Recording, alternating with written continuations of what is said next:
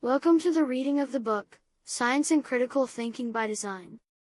This is book 1 in a series of science books available on Amazon and Teacher Pay Teacher. Hey kids! Welcome to our exciting life science adventure. I'm your friendly 3rd grade teacher with many years of experience, and I have a fantastic team of friends ready to help you explore the amazing world of living things. Let's dive in and discover the wonders of life science together. In Chapter 1, we will dive into the world of living things. We will start by learning what makes something alive. All living things are made up of tiny building blocks called cells, which do important jobs like growing, reproducing, and getting energy. Not all cells are the same, there are different types, each with special jobs. For example, some cells carry oxygen in your blood, while others help you see. These cells have different parts that work together, just like a factory. Living things also respond to changes in their environment to survive, like plants turning towards sunlight and animals seeking food and shelter. We'll also explore the difference between growth, which means getting bigger, and development, which involves other changes like learning new skills or your body changing as you grow. Plus, we'll learn how living things reproduce, with some needing just one parent, asexual reproduction, and others needing two, sexual reproduction. Next, we'll dive into classifying living things. We'll learn how to group animals by their features, such as having fur or scales, or the number of legs they have. Major animal groups include mammals, birds, reptiles, amphibians, fish, and arthropods, each with distinct traits. Plants can also be classified into groups like mosses, ferns, conifers, and flowering plants.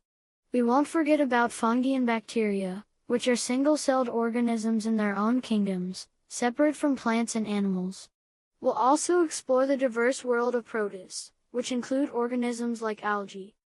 In our lessons on life cycles and metamorphosis, we'll discover how some animals go through amazing changes called metamorphosis. For example, insects like butterflies undergo complete metamorphosis, transforming from egg to larva, caterpillar, to pupa, chrysalis, to adult.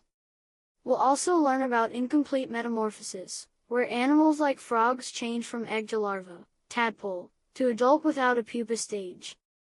Additionally, we'll explore the life cycles of mammals, where babies like puppies and kittens look a lot like their parents and just get bigger as they grow.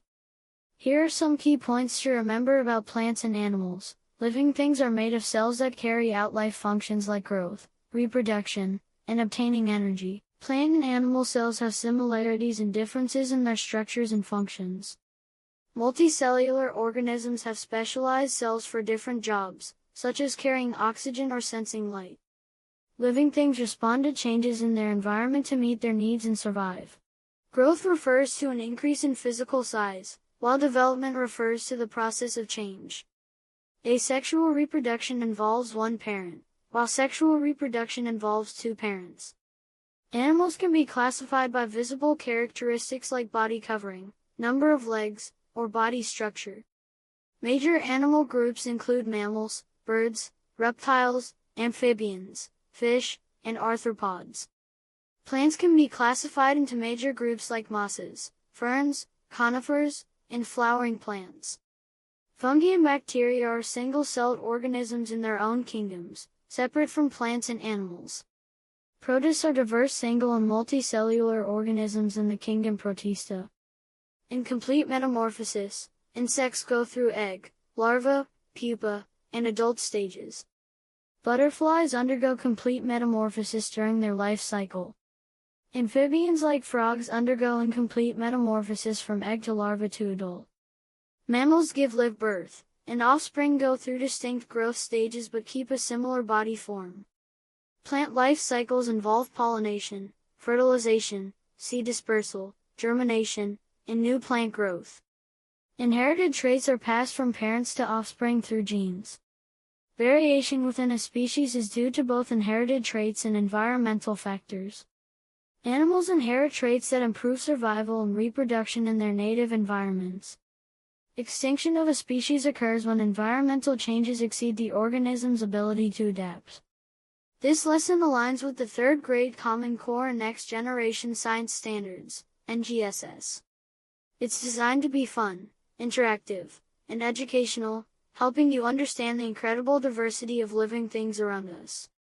So, keep exploring, asking questions, and having fun with science. Look out for more books in the series from Amazon and Teacher Pay Teacher. Links will be provided in the description. Don't forget to like, subscribe, and share this video. Written by Dr. Siegfried Howell.